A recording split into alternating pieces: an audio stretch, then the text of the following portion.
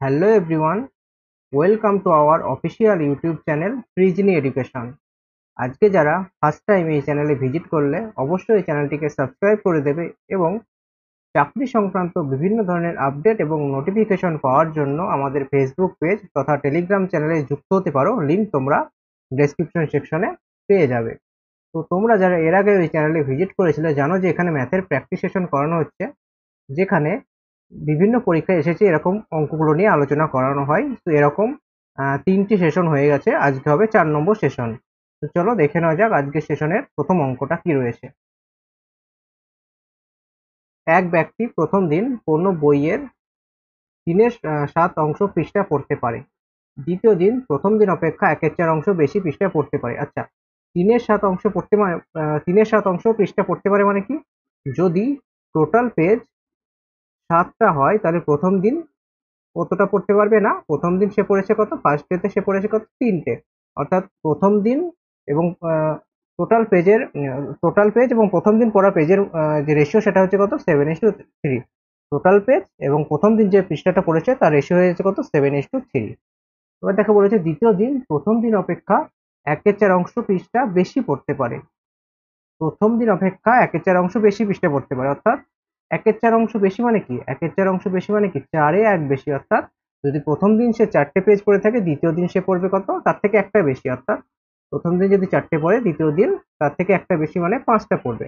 তার মানে আমরা প্রথম দিন এবং দ্বিতীয় দিনের যে বইটা পড়েছে, দ্বিতীয় দিনের বইয়ের পৃষ্ঠা সংখ্যার অনুপাত কত হয়ে যাচ্ছে, 4:5। তো আমরা এবার কি করবো, এটা রেশিওটাকে কম্বাইন করে দেবো। তার মানে প্রথম দিন আর দ্বিতীয় দিন সেকেন্ড কত পাচ্ছি রেশিও না, 4:5। টোটাল পেজ এবং প্রথম দিনে যেটা পড়েছিল, যে পেজটা পড়েছিল তার অনুপাত কত হয়ে যাচ্ছে, 7:3। এবং প্রথম দিন যা পড়েছে এবং দ্বিতীয় দিন যা পড়েছে, যে পৃষ্ঠাগুলো পড়েছে তার অনুপাত কত হয়ে যাচ্ছে, 4:5। তারপরে কি বলেছে দেখো, দ্বিতীয় দিনের শেষে দেখা গেল বইটিতে এখনো 10টি পৃষ্ঠা পড়তে বাকি রয়ে গেছে। আচ্ছা, 10টি পৃষ্ঠা এখনো বাকি রয়ে গেছে। আচ্ছা, আমি যদি এখানে টোটাল কম্বাইন রেশিও বার করি কি হবে দেখো তো। কম্বাইন রেশিও বার করতে হলে কি করতে হবে, আমাদের যে গ্যাপগুলো রয়েছে এই গ্যাপে কি করবো, আমরা পাশের সংখ্যাটিতে ভরাট করব। এই গ্যাপের পাশের সংখ্যা কত রয়েছে, 3, আমরা এখানে 3 লিখে দেবো। এই গ্যাপের পাশের সংখ্যা কত রয়েছে, 4, তো এখানে 4 লিখে দেবো। এবার যদি ওপর নিচ গুণ করে কত হবে, 7×4 28, এখানে কত হবে, 3×4 12, এখানে কত হবে, 5×3 15। অর্থাৎ যদি টোটাল পেজ 28 ইউনিট হয়, তার মানে প্রথম দিন এবং দ্বিতীয় দিন মিলে পড়েছে কত, 12 আর 15 কত হচ্ছে, 12 ইউনিট আর 15 ইউনিট মানে 27 ইউনিট সে পড়ে ফেলেছে। প্রথম দিন আর দ্বিতীয় দিন মিলে কত পড়েছে, 15 আর 12 কত হচ্ছে, 27 ইউনিট পড়েছে। টোটাল ইউনিট কত, টোটাল ইউনিট হচ্ছে কত, 28 ইউনিট। অর্থাৎ বা আমি এটাও বলতে পারি টোটাল পেজ যদি 28 হয়, প্রথম এবং দ্বিতীয় দিন মিলে সে 27টা পেজ পড়েছে। এখনো তার বাকি রয়েছে কটা, 10টা পৃষ্ঠা। অর্থাৎ আমরা এখান থেকে বলতে পারবো যে টোটাল হচ্ছে কত, 28 ইউনিট, পরের বাকি রয়েছে কত, 27 ইউনিট। তার মানে এখন আমরা এখানে দেখতে পাচ্ছি কত ইউনিট বাকি রয়েছে, না 1 ইউনিট বাকি রয়ে গেছে। কিন্তু কোশ্চেনে বলেছে দেখো 10টা পৃষ্ঠা বাকি রয়েছে, তার মানে আমরা বলতে পারি যে 1 ইউনিটের ভ্যালু কত, 10টা পেজ। 1 ইউনিটের ভ্যালু হয়ে যাচ্ছে কত, 10টা পেজ। তার মানে আমাদের বার করতে হবে কি, মোট কতগুলি পৃষ্ঠা রয়েছে, অর্থাৎ আমাদের টোটালটা দরকার। টোটাল পেজ কত আমাদের এখানে, 28 ইউনিট। 1 ইউনিটের ভ্যালু কত, 10, তার মানে 28 ইউনিটের ভ্যালু কত হবে, 28 ইন্টু 10। 1 ইউনিটের ভ্যালু যদি 10 হয়, তাহলে 28 ইউনিটের ভ্যালু কত হয়ে যাবে, 28 ইন্টু 10। অর্থাৎ টোটাল পেজ কত হবে, 280টি হয়ে যাচ্ছে কি টোটাল পেজ।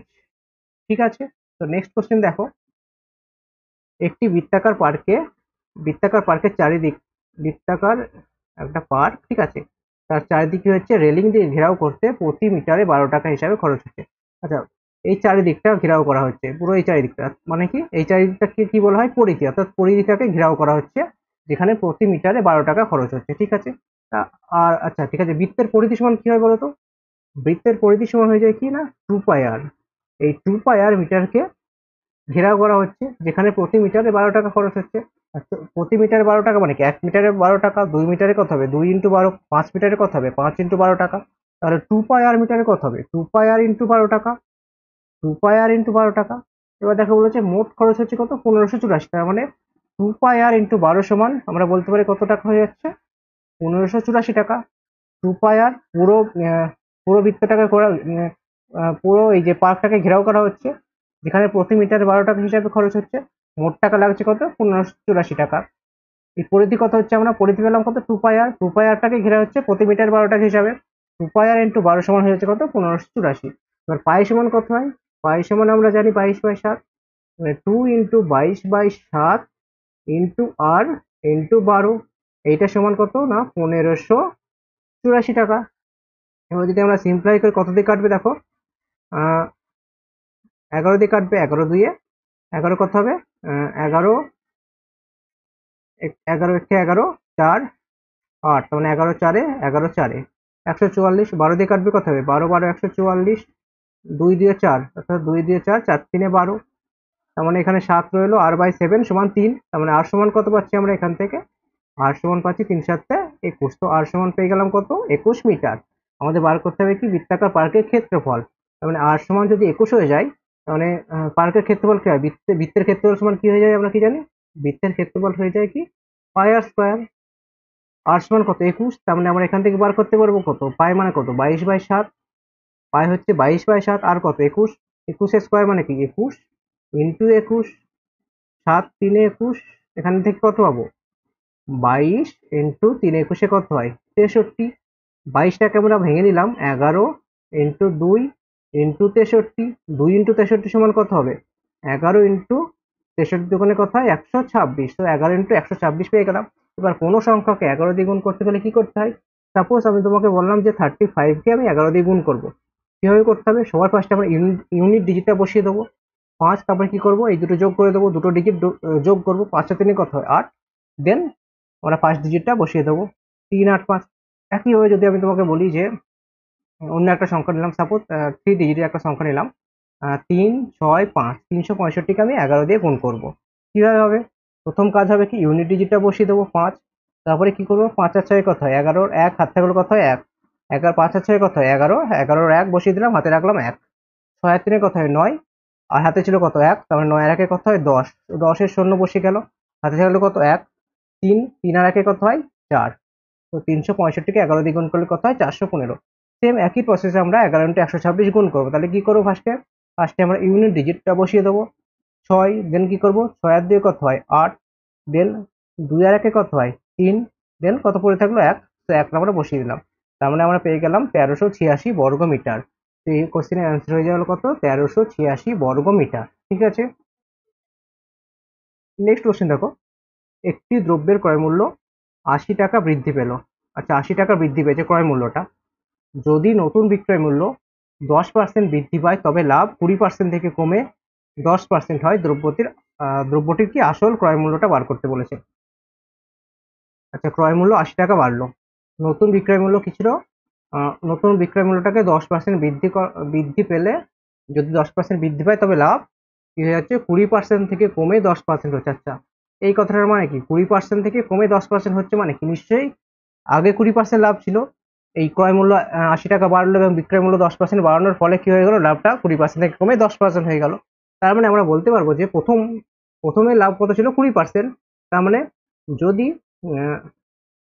সিপি যদি 100% হয়, প্রথম দিকে যদি সিপি আমাদের 100% থাকে, তাহলে সেক্ষেত্রে আমাদের এসপি কত হয়ে যাবে, লাভ হচ্ছে কত 20%, তার মানে 120 টাকা লাভ, তার মানে 100% কত হবে এসপি 120%। তোমরা প্রথম কি ছিল সিপি 100% এবং সেখানে এসপি ছিল কত 120%, কারণ কি প্রফিট 20% ছিল প্রথমে। তারপরে তাকে বলেছে 80 টাকা বৃদ্ধি পেলো কোনটা না ক্রয় মূল্য, অর্থাৎ সিপি 80 টাকা বৃদ্ধি পেলো, সিপি আমরা কি করলাম 80 টাকা বাড়িয়ে দিলাম।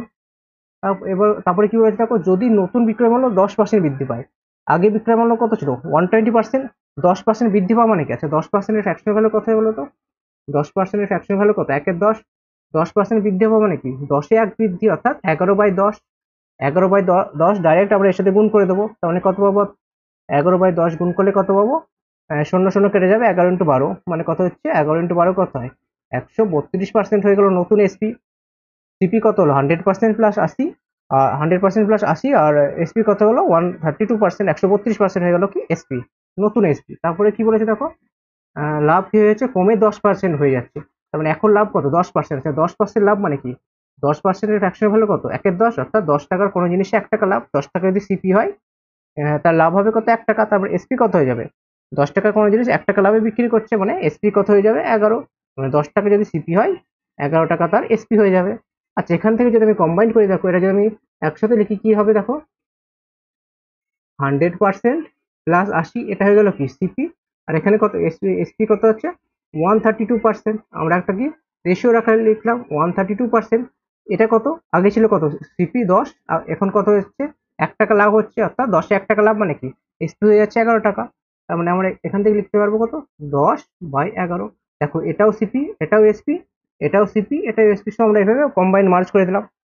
এবার যদি আমরা সিম্পলিফাই করে দেখো, এখান থেকে একটা শূন্য, এখানে একটা শূন্য, এখানে একটা, আচ্ছা কি করলাম এখানে দেখো, এটা তো আমাদের সিপি, এটাও এসপি, একইভাবে এটাও সিপি, এটাও এসপি, এই জন্য আমরা কি করলাম, এটাকে কম্বাইন করে লিখে নিলাম, অর্থাৎ সিপি বাই এসপি সমান সিপি বাই এসপি করে নিলাম, দুটো একটা রেশিওর আকারে লিখে নিলাম। এবার আমরা কি করছি, ক্যালকুলেশন করছি, দেখো শূন্য শূন্য কেটে গেল, 11 দিয়ে কাটলে কত হবে, 11, 12, তার মানে আমরা এখানে পাচ্ছি কত, 12%, আর উপরে আছে কত, 10%, 10% প্লাস এখানে কত থাকছে আমাদের 8, 10% প্লাস 8 সমান কত হচ্ছে এখানে 12%। তার মানে এখান থেকে যদি সিম্পলিফাই করি কত পাবো, 12% থেকে 10% বাদ দিলে কত হয়ে যাচ্ছে 2%, 2% সমান হয়ে যাচ্ছে কত, 8। আমাদের বার করতে হবে কি, আসল ক্রয় মূল্য, আসল ক্রয় মূল্য মানে কি, এই 100% এর ভ্যালুটা আমাদের বার করতে হবে। আচ্ছা 2% এর ভ্যালু যদি 8 হয়ে যায়, 2% এর ভ্যালু হচ্ছে 8, তাহলে 100% ভ্যালু কত হবে, 50 দিয়ে গুণ করতে হবে।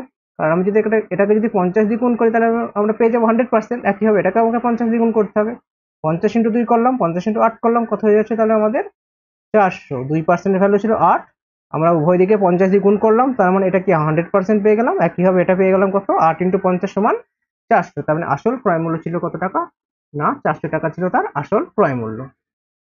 নেক্সট কোশ্চেন দেখো, 16টি ছেলের গড় বয়স কত, 20 বছর। আচ্ছা 16টি ছেলের গড় বয়স কত, 20 বছর। তারপরে কি বলেছে, তাদের মধ্যে একটি নতুন মেয়ে আসে, ফলে সবার গড় বয়স 2 বছর করে বেড়ে যায়। আচ্ছা একজন অ্যাড হয়ে গেল, একজন অ্যাড হয়ে গেল, যার ফলে কি হলো, গড়টা কি হলো, 2 বছর বেড়ে গেল। আচ্ছা এই 2 বছর বাড়লো কি করে, 2 বছর বাড়লো কারণ, বাড়লো কারণ হচ্ছে কি, যে অ্যাড হয়ে গেছিল সে তো নিজে 20 বছর ছিলই ছিল, তার সাথে কি হয়েছিল যে তার বয়সটা এতটাই বেশি ছিল যে সকলকে সে 2 করে ভাগ করে দিয়ে দিয়েছে, সকলকে সে 2 দিয়ে দিয়েছে, মানে 2 করে ভাগ করে দিয়ে দিয়েছে। অর্থাৎ এখন মোট কতজন হলো, আগে ছিল 16 জন, এখন একজন অ্যাড হয়ে গেল, অর্থাৎ মোট 17 জন ছিল। তার মানে যে এসেছিল তার বয়স কত হবে, তার বয়স 20 তো হবেই, মানে 20 হবেই হবে, তার সাথে 2 সে সকলের মধ্যে ভাগ করে দেবে, অর্থাৎ 2 সকলকে ভাগ করে দিয়ে দেবে, মানে মোট 17 জন, মানে 2 জন, 2 যেহেতু বেড়ে যাচ্ছে গড়, সেই জন্য 2 সকলকে, মানে 17 জনকে ভাগ করে দিয়ে দেবে, অর্থাৎ 2 ইন্টু 17। যে এসেছিল তার বয়স কত, 20 তো হবেই হবে, প্লাস যেহেতু গড়টা বেড়ে যাচ্ছে, মানে কি, গড় বেড়ে যাচ্ছে মানে কি, সকলকে শুধু 2 এক্সট্রা করে, সকলকে 2 সে এক্সট্রা দিয়ে দিচ্ছে। মোট কতজন ছিল, 17 জন ছিল, 17 জনকে সে 2 করে দিয়ে দিল, অর্থাৎ 17 ইন্টু 2 মানে 34, বাকিদের মধ্যে বিলিয়ে দিল, অর্থাৎ তার বয়স কত হয়ে গেল, তার মেয়েটির বয়স কত হলো না, 20 প্লাস 17 দোকানে কত হয়েছে, 34, 20 প্লাস 17 দোকানে কত, 34 সমান কত হচ্ছে 54।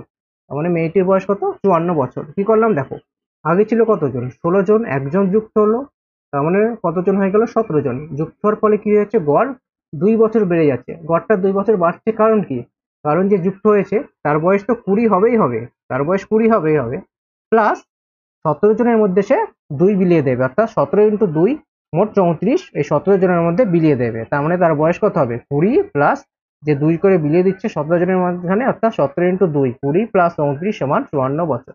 সাপোজ এখানে যদি বলতো যে 3 বছর বেড়ে গেছে, গড়টা 3 বছর বেড়ে গেছে, তাহলে আমরা কি করতাম, 20 তো থাকতোই থাকতো, প্লাস এই 17 জনের মাঝখানে সে 3 করে বিলিয়ে দিত, অর্থাৎ 3 ইন্টু 17, সেখানে 51 আর প্লাস 20 অর্থাৎ 71 হয়ে যেত। কিন্তু আমাদের কোশ্চেনে বলেছে 2 বছর বেড়েছে, তার মানে আমাদের অ্যান্সার কত হয়ে যাবে, 20 প্লাস 17 জনের মধ্যে সে 2 করে বিলিয়ে দিয়েছে, অর্থাৎ 17 দুগুণে 34 প্লাস 20 সমান 54 বছর হয়ে যাচ্ছে কি, নতুন মেয়েটির বয়স, অর্থাৎ যে নতুন যে যুক্ত হলো এই গ্রুপে, তার বয়স কত হয়ে গেল, 54 বছর। নেক্সট কোশ্চেন দেখো, কলকাতা থেকে বর্ধমানের বাস এবং ট্রেনের ভাড়ার অনুপাত কত, 3:4। আচ্ছা বাস এবং ট্রেনের ভাড়ার অনুপাত কত, 3:4। যদি ট্রেনের ভাড়া 20% বৃদ্ধি পায়, আচ্ছা 20% বৃদ্ধি পাওয়া মানে কি, 20% এর ফ্র্যাকশনাল ভ্যালু কত হয়, 20% এর ফ্র্যাকশনাল ভ্যালু হয়ে যায় 1/5। 20% বৃদ্ধি পাওয়া মানে কি, 5 এ 1 বৃদ্ধি পাওয়া, অর্থাৎ 1/5টা হয়ে গেল কত, 6/5 হয়ে গেল। আচ্ছা 20% কি বৃদ্ধি পেয়েছে না, ট্রেনের ভাড়া বৃদ্ধি পেয়েছে, তার মানে ট্রেনের ভাড়া কত ছিল, 4 ইউনিট, সেখান থেকে কত হয়ে গেল, 6 ইন্টু 5 হয়ে গেল, এতটা বৃদ্ধি পেয়ে এটা হয়ে যাবে।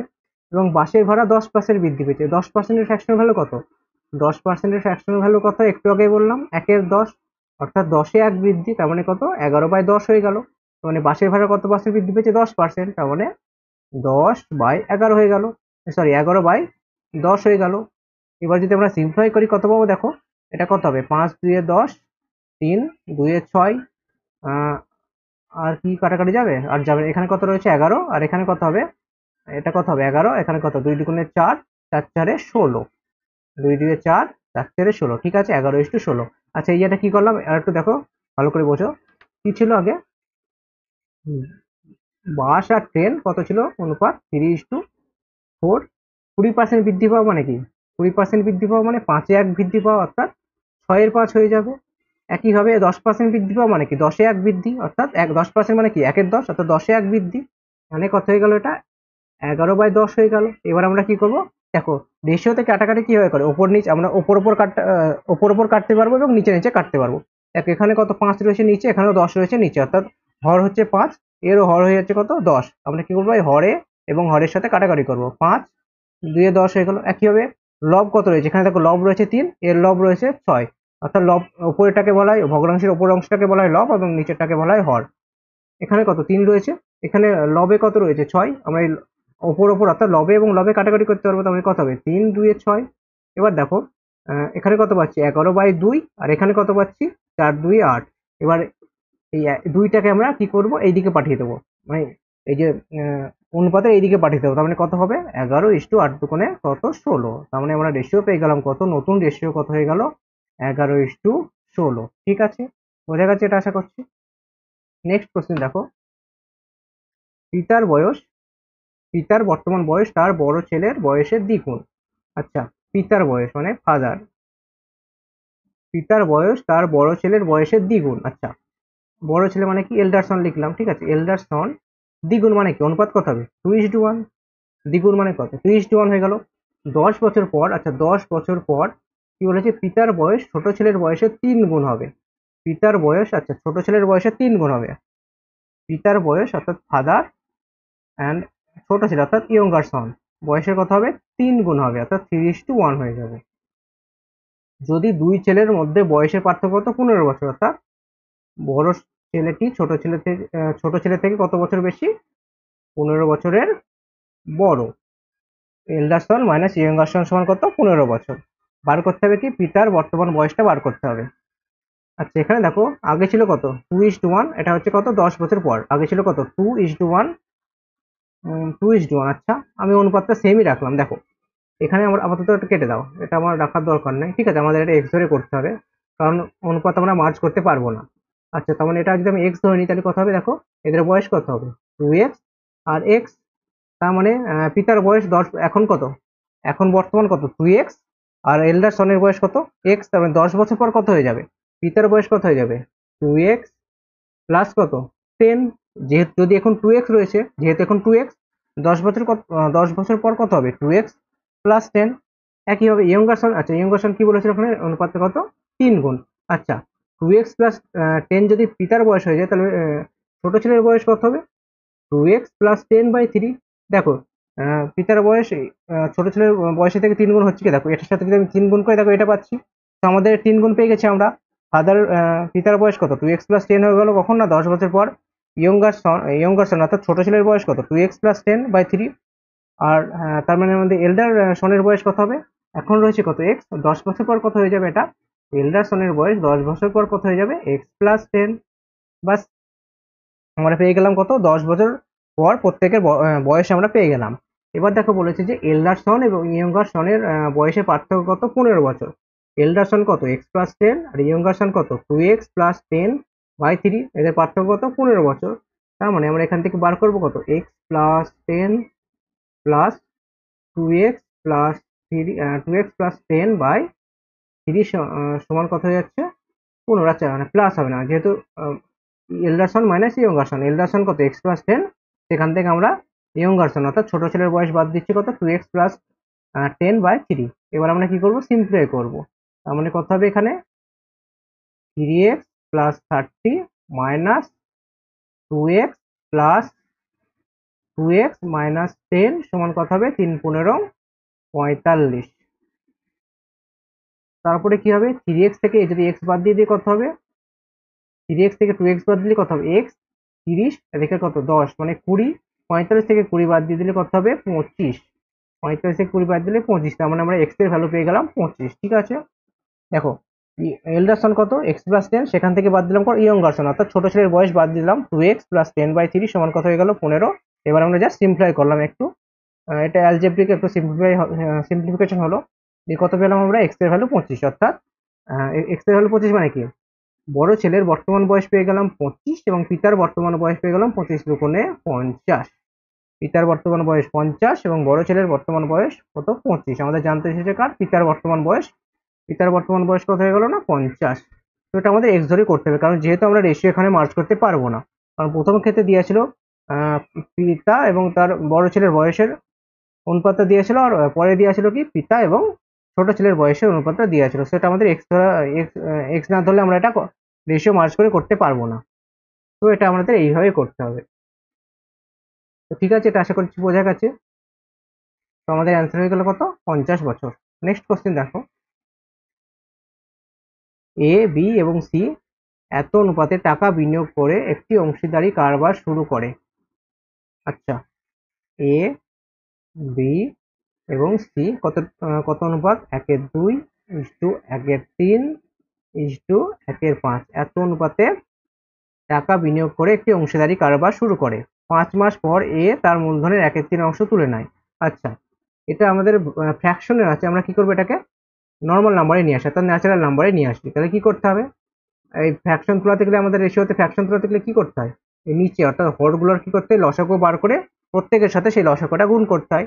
2 3 5, 2 3 5 এর লসাগু কত হয়, 2 3 5 এর লসাগু কত হবে 2 3 এবং 5 এর লসাগু কত হবে, দেখো তিনটে প্রাইম নাম্বার, সো এদের লসাগু কত হবে প্রাইম নাম্বারের গুণফল হয়ে যায় লসাগু, 3 দুগুণে 6, 6 5 কত হয় 30, তো এদের লসাগু হয়ে যাচ্ছে কত 30। আমরা কি করবো এবার 30 প্রত্যেকের সাথে গুণ করব। আচ্ছা, প্রাইম নাম্বারের লসাগু সবসময় মনে রাখবে, প্রাইম নাম্বারের লসাগু হয়ে যাচ্ছে সংখ্যাগুলোর গুণফল হয়ে যাচ্ছে লসাগু। তো আমাদের তিনটে প্রাইম নাম্বার ছিল, লসাগু কত হবে তিনটে প্রাইম নাম্বারের গুণফল 2 × 3 × 5, 5 3 15, 15 দুগুণে 30 পেয়ে গেলাম আমরা কি লসাগু। এই লসাগুটা কি করবো প্রত্যেকের সাথে গুণ করে দেবো।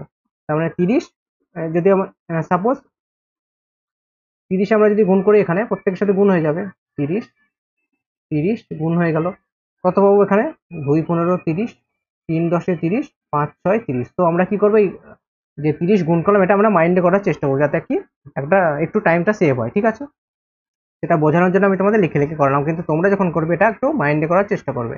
তাহলে কত হয়ে গেল, এটা পেয়ে গেলাম 15:10:6।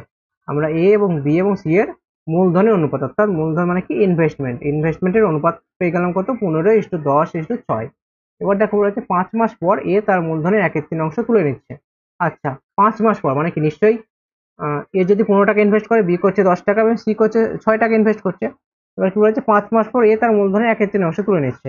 এর মূলধন কত 15 টাকা, 5 মাস পর তুলে নিচ্ছে মানে কি 5 মাস নিশ্চয়ই তার 15 টাকাটা খেটেছিল, অর্থাৎ 5 মাস তার 15 টাকা তো খেটেছেই, তারপরে কি করছে সে তুলে নিচ্ছে তার 1/3 অংশ। আচ্ছা, 15 মানে কত, 15 মানে হয়ে যাচ্ছে কত 5, অর্থাৎ 15 টাকা থেকে 5 টাকা সে তুলে নিচ্ছে। তার মানে এখন তার বিজনেসে কত টাকা থাকছে, 10 টাকা থাকছে।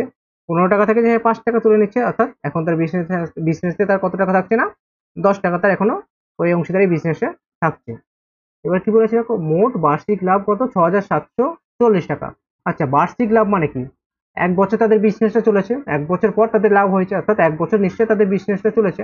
দেখো এ চালিয়ে দিয়েছে কত 5 মাস আগে চালিয়েছে, তার মানে এখন পড়ে রয়েছে কত 5, এক বছর থেকে 5 মাস বাদ দিলে কত থাকে 7 মাস, একই হবে।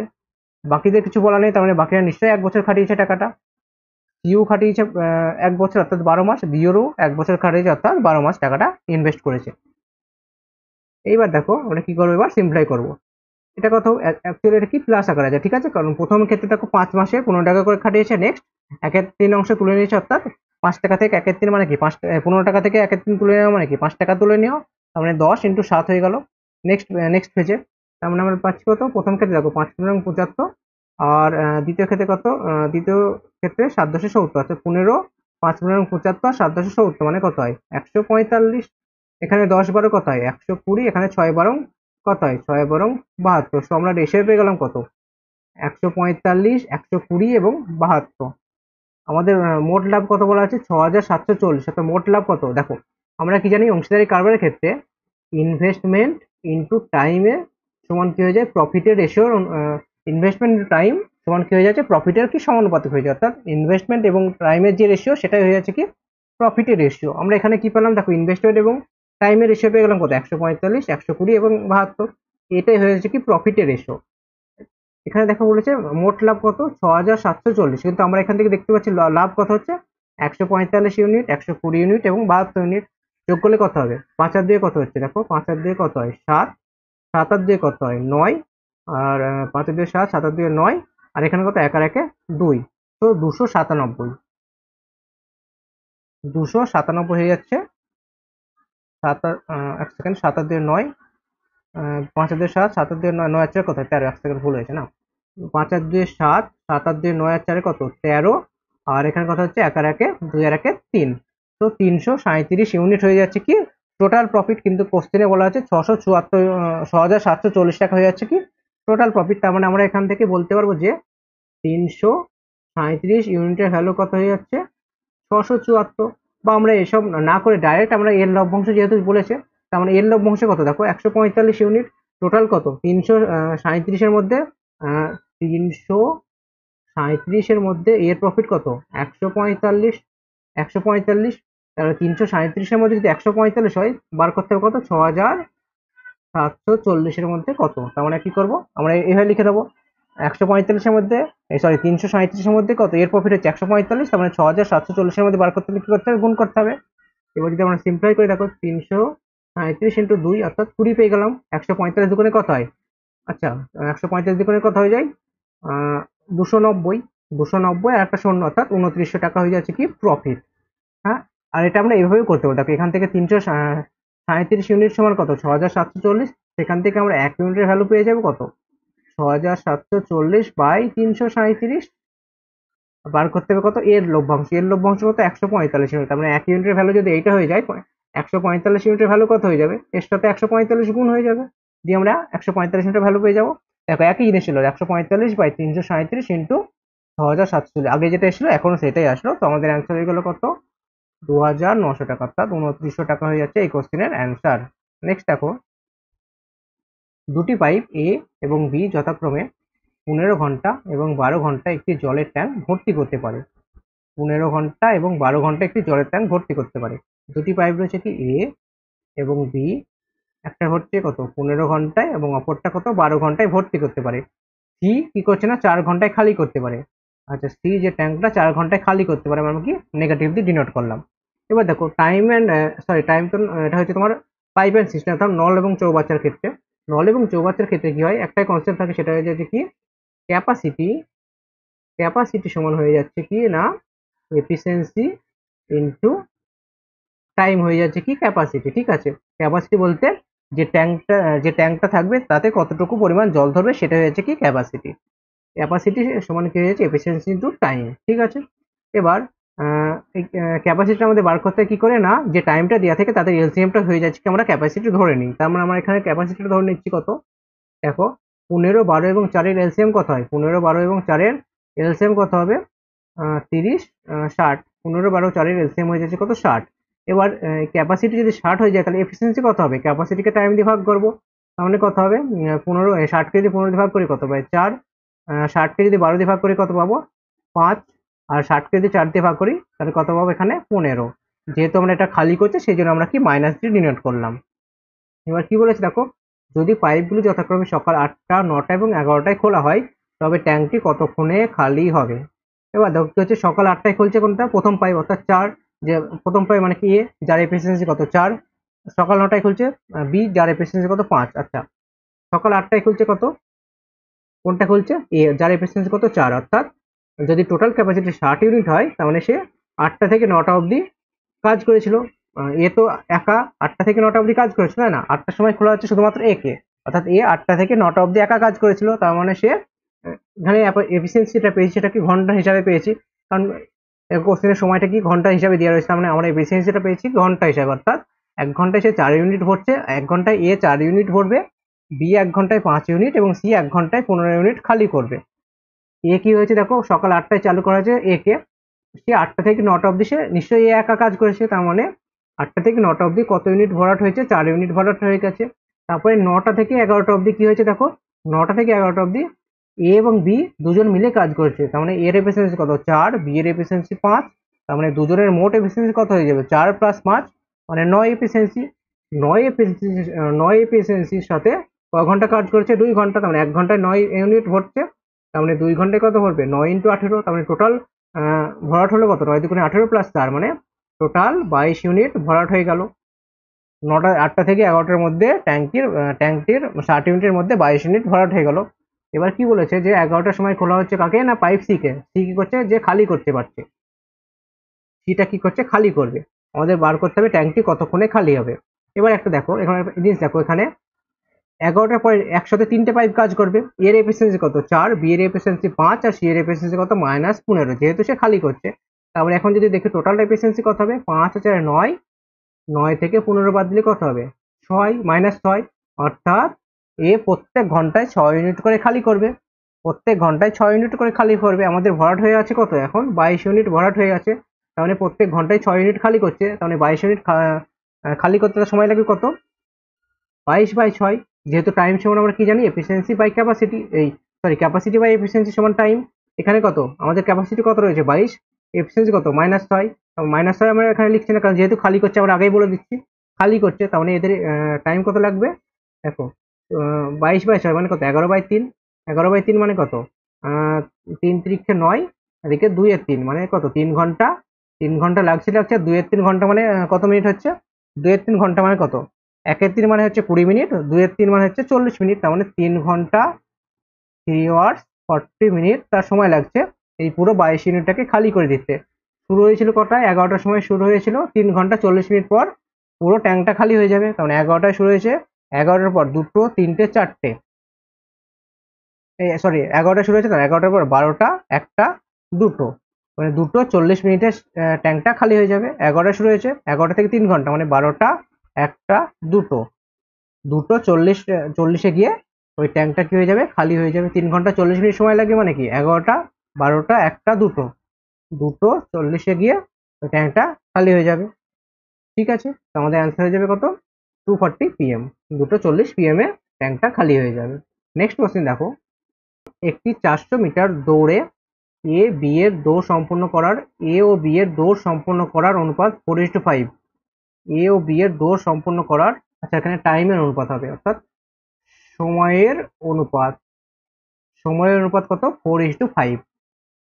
এবার দেখো এ আর বি এর যে টাইমটা লেগেছে অর্থাৎ 400 মিটার রানটা কমপ্লিট করতে যে সময়টা লেগেছে তার অনুপাত দিয়ে রয়েছে কত 4:5, অর্থাৎ এর যদি 4 সেকেন্ড লাগে আমরা বলতে পারবো বি এর সেখানে 5 সেকেন্ড লেগেছিল। এটা আমরা কার অনুপাত পেলাম না টাইমের অনুপাত দিয়ে রয়েছে আমাদের 4:5। এবার টাইম স্পিড ডিস্টেন্সের ক্ষেত্রে আমরা কি জানি ডিস্টেন্স সমান হয়ে যায় কি না স্পিড ইন্টু টাইম, ডিস্টেন্স সমান হয়ে যায় কি না স্পিড ইন্টু টাইম। আর আরেকটা জিনিস দেখো, যদি ডিস্টেন্স আমাদের ফিক্স থাকে, তা ডিস্টেন্স যদি অপরিবর্তিত থাকে তাহলে স্পিড আর টাইম কি হয়ে যায় না একে অপরের ব্যস্ত অনুপাতিক হয়ে যায়, অর্থাৎ স্পিডের যে রেশিওটা হবে টাইমের রেশিওর উল্টো হবে। এখানে দেখো এও 400 মিটার যাচ্ছে বিও 400 মিটার যাচ্ছে, অর্থাৎ দুজনের আমরা এখান থেকে বলতে পারবো যে ডিস্টেন্সটা অপরিবর্তিত রয়েছে, অর্থাৎ ডিস্টেন্স দুজনের ক্ষেত্রেই সমান রয়েছে।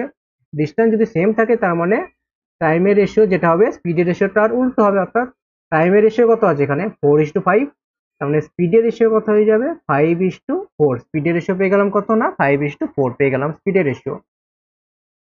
তারপরে দেখো বলেছে যদি গতিবেগের পার্থক্য 2 মিটার পার সেকেন্ড হয়, গতিবেগের পার্থক্য কত 2 মিটার পার সেকেন্ড, কিন্তু আমরা এখানে দেখো এখানে আমরা দেখতে পাচ্ছি কত না গতিবেগের পার্থক্য কত 1 ইউনিট, কিন্তু কোশ্চেনে বলেছে গতিবেগের পার্থক্য 2 মিটার পার সেকেন্ড, এখানে দেখতে পাচ্ছি গতিবেগের পার্থক্য 1 ইউনিট। তার মানে আমরা এখান থেকে বলতে পারবো যে 1 ইউনিটের ভ্যালু কত 2 মিটার পার সেকেন্ড, 1 ইউনিটের ভ্যালু 2 মিটার পার সেকেন্ড। তাহলে 1 ইউনিটের ভ্যালু যদি 2 মিটার পার সেকেন্ড হয়ে যায়, 5 ইউনিটের ভ্যালু কত হবে 5 দুগুণে 10 মিটার পার সেকেন্ড, একই হয়েছে। 4 ইউনিটের ভ্যালু কত হবে 4 দুগুণে 8 মিটার পার সেকেন্ড। তার মানে এটা আমরা কি পেলাম এ স্পিড পেয়ে গেলাম এবং বি এর স্পিড পেয়ে গেলাম কত 10 মিটার পার সেকেন্ড এবং 8 মিটার পার সেকেন্ড। আমাদের বার করতে হবে কি এ বি কে কত সেকেন্ডে হারিয়েছিল, অর্থাৎ দুজনের টাইমটা বার করতে পারলেই আমাদের অ্যান্সার বেরিয়ে যাবে। আচ্ছা টোটাল রেস কত মিটার হয়েছিল 400 মিটারে, 400 মিটারের রেস হয়েছিল, এর টাইম লাগবে কত আমরা কি জানি টাইম সমান কি হয়েছে ডিস্টেন্স বাই স্পিড, ডিস্টেন্স কত 400, স্পিড কত পেয়েছি কত এর স্পিড পেয়েছি, এর স্পিডটা পেলাম কত 10 মিটার পার সেকেন্ড, এর স্পিড হয়ে যাচ্ছে 10 metre per second, total distance 400, তার মানে এর টাইম কত হবে 400/10 সমান কত 40 সেকেন্ড। 40 সেকেন্ড সময় লাগলো। আর বি এর স্পিড কত 8 মিটার/সেকেন্ড, তার মানে বি এর সময় লাগবে কত, ডিস্টেন্স তো 400 মিটারই রয়েছে, রানিং তো সেই 400 মিটারে হবে। 400/8 করলে কত হয় 50 সেকেন্ড। অর্থাৎ আমরা দেখতে পাচ্ছি এ 10 সেকেন্ড আগেই রেসটা কমপ্লিট করে ফেলেছে। আমাদের জানতে চেয়েছে কি, দেখো এ বি কে কত সেকেন্ড হারিয়েছিল, অর্থাৎ এ বি কে 10 সেকেন্ডে ওই রেসটাই হারিয়ে দিয়েছিল। ঠিক আছে, তো আশা করছি এটা বোঝা গেছে। কি করলাম দেখো আরেকবার বোঝো। আমরা কি জানি, যখন ডিস্টেন্স সেম থাকে তখন স্পিড আর টাইম একে অপরের ব্যস্ত অনুপাতিক হয়ে যায়, অর্থাৎ ওদের রেশিওটা একে অপরের উল্টো হবে। আমরা এখান থেকে পেলাম কি টাইমের রেশিও কত 4:5, সেখান থেকে আমরা স্পিডের রেশিও পেয়ে গেলাম কত উল্টোটা, অর্থাৎ 5:4, যেহেতু দুজনেই 400 মিটার রানিং করছে। এখান থেকে আমরা দেখতে পাচ্ছি এদের স্পিডের ডিফারেন্স, অর্থাৎ গতিবেগের পার্থক্য কত 1 ইউনিট, কিন্তু কোশ্চেনে বলা রয়েছে 2 মিটার/সেকেন্ড। তার মানে আমরা এখান থেকে 1 ইউনিট ভ্যালু পেয়ে গেলাম কত 2 মিটার/সেকেন্ড। 5 ইউনিটের ভ্যালু পাচ্ছি কত 10 মিটার/সেকেন্ড, অর্থাৎ এর স্পিড পেয়ে গেলাম 10 মিটার/সেকেন্ড, এবং একইভাবে বি এর স্পিড পেয়ে গেলাম 8 মিটার/সেকেন্ড। আমাদের বলেছে কি এ বি কে কত সেকেন্ড হারিয়েছিল, অর্থাৎ আমাদের টাইমটা জানা দরকার, আমাদের টাইমটা বার করতে হবে। দেখো টাইম সমান আমরা কি জানি, ডিস্টেন্স বাই স্পিড।